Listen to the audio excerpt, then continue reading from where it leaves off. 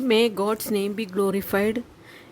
Greetings to all my dear sisters in the name of our Lord and Savior Jesus Christ, who is coming soon to take us with him. Let us read a verse from the Bible.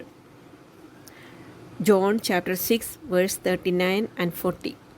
For I have come down from heaven, not to do my will, but to the will of him who sent me. And this is the will of him who sent me, that I shall lose none of all that he has given me, but raise them at the last day. For my Father's will is that everyone who looks to the Son and believes in him shall have eternal life, and I will raise him up at the last day. God came into this world with a purpose. We all are here with a purpose, if we know it or not. If we know the purpose of our life, then we will adjust our life and live for that. If you do not know the purpose of our life, we will just do according to the desires of our heart, and then we will not be able to fulfill the purpose of our life. Jesus came into this world to take away the sins of the world. His purpose in life was not easy. It was very, very difficult.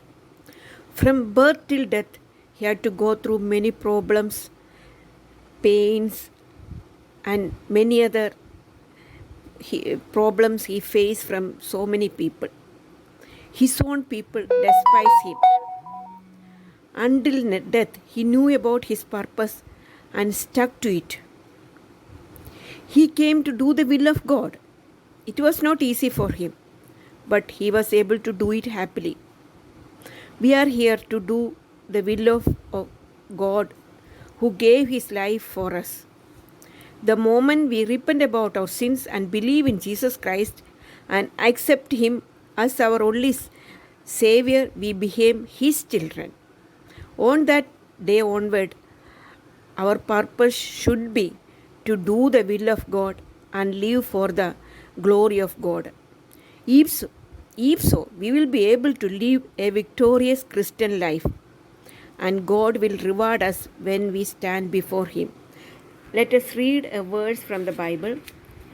Acts chapter 13, verse 2. While they were worshipping the Lord and fasting, the Holy Spirit said, "Set apart for me Barnabas and Saul for the work of which I have called them." So after they had fasted and prayed, they placed their hands on them and sent them off. They were sent to preach the gospel to the world, to the Gentiles. And let us read a verse from Galatians chapter 2, 7 and 8. On the contrary, they saw that I had been entrusted with the task of preaching the gospel to the Gentiles, just as Peter had been to the Jews. For God, who was at work in the ministry of Peter as an apostle to the Jews, who was also at work in my ministry as an apostle to the Gentiles. James, Peter, and John, those reputed to the pillars, gave me and Barnabas the right hand to fellowship when they recognized the grace given to me. It was not easy for Paul, but God has given his grace to him so that he was able to do his duty, his purpose in life which he has called for. Let us read one more verse from the Bible, First Corinthians chapter 9, verse 16 and 17.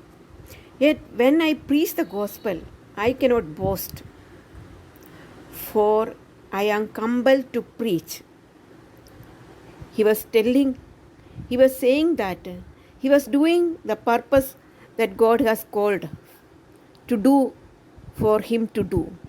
So he said, even if I am preaching to the world, to the whole world, and suffering because of that, I cannot boast for it because I am compelled to preach. Woe to me if I do not preach the gospel. If I preach voluntarily, I have a reward. If not voluntarily, I am simply discharging the trust committed to me.